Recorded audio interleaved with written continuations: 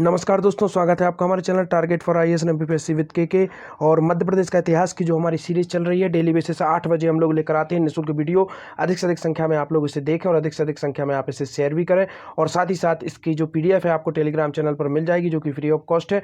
और यह है हमारी वीडियो है भाग 27, अर्थात इसके पहले 26 हमारी वीडियो आ चुकी हैं और चंदेल वंश का यह भाग 2 है। कल मैंने केवल आपको थोड़ी सी चंदेल वंश के बारे में प्रस्तावना दी थी। आज हम डीपली तरीके से डिस्कस करेंगे और इसके बाद एक और वीडियो आएगी हमारी चंदेल वंश से संबंधित और लगभग पूरा चंदेल वंश हम इसे कवर कर लेंगे। दोस्तों, इस वीडियो में हमने काफी डीपली तरीके से चंदेल वंश को डिस्कस किया है।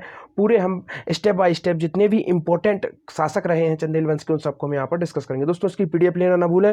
टेलीग्राम चैनल की जो लिंक है वह डिस्क्रिप्शन में है, आप वहां से हमारा टेलीग्राम चैनल ज्वाइन कर लीजिए, वहां आपको इसकी पीडीएफ मिल जाएगी। तो चलिए आइए शुरू करते हैं। चंदेल वंश के प्रमुख राजा एवं उनके प्रमुख कार्य। तो कल हमने डिस्कस किया था, मैंने आपको बताया था इस वंश की स्थापना नन्नुक ने की थी और यह अपने आप को चंद्र एवं हेमावती की संतान स्वयं को मानते हैं। और छत्तीसगढ़ का सॉरी दोस्तों, जो आपका छतरपुर है उसका बनियागढ़ नामक एक स्थान है, वहां पर इनका उत्पत्ति मानी जाती है दोस्तों। और यह प्रतिहारों के क्या थे, सामंत थे। तो इतना इंपॉर्टेंट फैक्ट इससे संबंधित है। तो चलिए आइए इसके आगे का फैक्ट हम यहाँ पर डिस्कस करते हैं। तो इस वंश का संस्थापक कौन था दोस्तों? नन्नुक था। तो मैंने आपको पहले ही बता दिया था, नन्नुक इस वंश का संस्थापक था। और इसका पुत्र कौन हुआ था दोस्तों? इसका पुत्र हुआ था बाकपति। याद रखिए, नन्नुक के बाद कौन आता है? बाकपति। नन्नुक ने इस वंश की स्थापना कब की थी?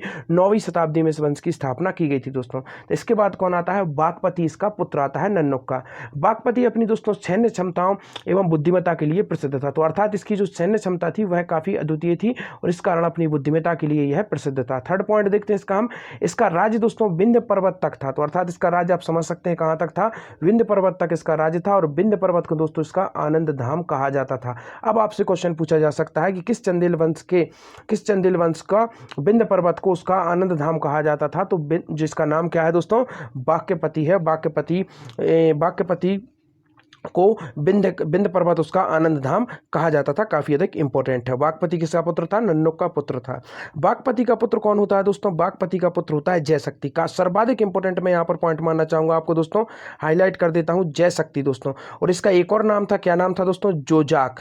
क्या नाम था? जोजाक दोस्तों। और आप आगे जाके देखेंगे इसी के नाम पर, अर्थात जो जयशक्ति था जिसका नाम जोजाक था, इसी के नाम पर दोस्तों आप देखेंगे बुंदेलखंड का नाम क्या पड़ जाता है? जोजाक भुक्ति कहलाता है। अर्थात बुंदेलखंड जोजाक, अर्थात जिसका नाम जयशक्ति था, तो जयशक्ति के नाम पर ही जोजाक भुक्ति नाम पड़ता है बुंदेलखंड का। तो इसको भी याद रखना। कहीं कहीं पर इस वंश को जोजाक भुक्ति वंश भी कहा जाता है। तो आपको याद रखना है, जो जयशक्ति था उसका नाम एक जोजाक भी था और उसी के नाम पर बुंदेलखंड का प्राचीन नाम क्या कहलाता है? जोजाक भुक्ति कहलाता है। अब हम डिस्कस करेंगे कुछ अन्य इंपॉर्टेंट फैक्ट, जैसे कि जोजाक भुक्ति जिसे जयशक्ति भी कहते हैं। तो जयशक्ति के बाद इसका भाई दोस्तों विजय शक्ति नामक राजा बनता है और इसके आसपास के कुछ क्षेत्र को जीतता है। अर्थात यह जो इसके आसपास के क्षेत्र थे उनको यह जीतकर चंदेल वंश का साम्राज्य विस्तार करता है। अर्थात जयशक्ति के बाद आता है इसका भाई विजय शक्ति। आप एक इसमें रिलेशन भी कर सकते हैं, जय के बाद विजय, और विजय अब क्या करता है? अपने आसपास के क्षेत्र को विजित करता है और चंदेल वंश के साम्राज्य को विस्तार करता है। अर्थात यहां से इस वंश का साम्राज्य विस्तार शुरू हो जाता है। विजय शक्ति के बाद दोस्तों इसका पुत्र राहिल गद्दी पर बैठता है तथा इसने महोबा को जीत लिया। तो मैंने आपको बताया इस क्रम में शुरू हो जाता है इनका साम्राज्य विस्तार और यह अपने राज्य को विस्तारित करने लगते हैं। तो जैसा कि हमने देखा, विजय शक्ति आता है, विजय शक्ति शुरुआत कर देता है साम्राज्य विस्तार की। उसके बाद आता है विजय शक्ति का पुत्र जिसका नाम है राहिल, और वह क्या करता है? वह महोबा को विजित कर लेता है, जो कि काफी अधिक इंपॉर्टेंट होता है।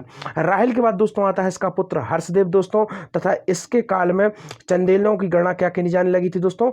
जो आपके उत्तर भारत के शक्तिशाली राजवंशों में चंदेलों की गणना की जाने लगी थी। अर्थात किसके बाद दोस्तों?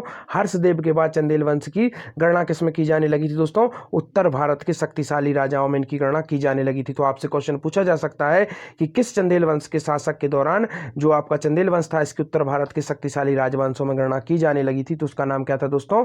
राहिल के बाद उसका पुत्र कौन आता है? हर्षदेव। और हर्षदेव के शासनकाल में चंदेल वंश है जो वह आपका उत्तर भारत में एक शक्तिशाली राजवंश के रूप में उभरता है। अब देखेंगे हम हर्ष के बाद कौन आता है। हर्ष के उपरांत आता है दोस्तों उसका पुत्र यशोवर्मन। काफी अधिक इंपॉर्टेंट नाम है दोस्तों यशोवर्मन का इतिहास में। क्यों? अब आप देखेंगे खजुराहो से प्राप्त शिलालेखों में यशोवर्मन का राज्य कहां से कहां तक बताया गया था। आप देखेंगे सबसे पहले आपको याद रखना है यशोवर्मन किसका पुत्र था। हर्ष का पुत्र था दोस्तों। और खजुराहो से प्राप्त शिलालेखों में यशोवर्मन का राज्य हिमालय से लेकर मालवा और कश्मीर तथा बंगाल तक विस्तृत बताया गया है। तो यह काफी अधिक इंपॉर्टेंट, अर्थात कितना अधिक राज्य विस्तार इनका हो चुका था। कहां? विंध्य से लेकर आप समझ सकते हैं हिमालय हिमालय, मालवा और कश्मीर तथा बंगाल तक इनका राज्य विस्तृत था। हर्ष के बारे में एक इंपॉर्टेंट फैक्ट आपको बताना चाहूंगा दोस्तों, मतंगेश्वर जो मंदिर है दोस्तों, मतंगेश्वर, उसकी स्थापना हर्ष ने की थी कहां पर? खजुराहो में। तो इसको याद रख लीजिए, आगे में इसको लिखा हुआ नहीं मिलेगा तो इसको मैं बता देता हूं वैसे ही आपको, तो आप रख लीजिए हर्ष के द्वारा मतंगेश्वर मंदिर की स्थापना की गई थी। कहां पर की गई थी? खजुराहो में ही की गई थी। अब देखते हैं नेक्स्ट, खजुराहो के प्रमुख मंदिर एवं उनके निर्माणकर्ता। अब हम यहाँ पर देखेंगे क्रम से कौन सा जो शासक है वह किस मंदिर से संबंधित है। तो चलिए आइए देखते हैं। यशोवर्मन ने एक विष्णु की प्रतिमा प्राप्त हुई थी, तो अर्थात जो यशोवर्मन हर्ष का पुत्र था दोस्तों, उसे एक विष्णु भगवान की मूर्ति प्राप्त हुई थी। कहाँ से प्राप्त हुई थी दोस्तों? देवपाल नामक एक राजा से प्राप्त हुई थी। किससे हुई थी दोस्तों? देवपाल नामक एक राजा से प्राप्त हुई थी, जो कि कहाँ का राजा था दोस्तों? कांगड़ा, हिमाचल प्रदेश का जो कि राजा था। और हमने शुरुआत में देखा कि इसकी राज्य का विस्तार कहाँ तक हो चुका था? हिमालय तक हो चुका था। तो इसे एक विष्णु भगवान की मूर्ति मिलती है और फिर यह क्या करता है? विष्णु भगवान की इस प्रतिमा की स्थापना यशोवर्मन दोस्तों खजुराहो में भव्य मंदिर का निर्माण करके कर देता है। तो खजुराहो में जो विष्णु भगवान की मूर्ति उसकी स्थापना कौन करता है? यशोवर्मन करता है दोस्तों। और वर्तमान में इस मंदिर को क्या नाम से जाना जाता है? सर्वाधिक इंपॉर्टेंट फैक्ट यही है दोस्तों, चतुर्भुज मंदिर के नाम से जाना जाता है। तो चतुर्भुज मंदिर की स्थापना किसने की थी? यशोवर्मन ने की थी। और यही आपसे क्वेश्चन पूछा जा सकता है कि चतुर्भुज मंदिर की स्थापना किसके द्वारा की गई थी? किसके द्वारा की गई थी दोस्तों? यशोवर्मन द्वारा चतुर्भुज मंदिर की स्थापना की गई थी। इसके बाद देखेंगे यशोवर्मन का उत्तराधिकारी कौन होता है? धंग। और धंग का नाम ही काफी है दोस्तों, यह इस वंश का सबसे प्रतापी राजा था। जी हाँ, इस वंश का अगर कोई सबसे प्रतापी राजा था तो धंग था। इसने क्या क्या कार्य किए थे मैं आपको बता देता हूं। प्रतिहारों के सामंत थे, मैंने शुरुआत में आपको बताया था, अर्थात यह प्रतिहारों के अंतर्गत कार्य करते थे, परंतु धंग ने प्रतिहारों को त्याग दिया, अर्थात धंग प्रतिहारों से आजाद होता है और आप देखेंगे मथुरा पर अधिकार कर लेता। देखते हैं, धंग इस वंश का सबसे प्रतापी शासक था दोस्तों। आगे देखेंगे हम धंग के प्रमुख कार्य।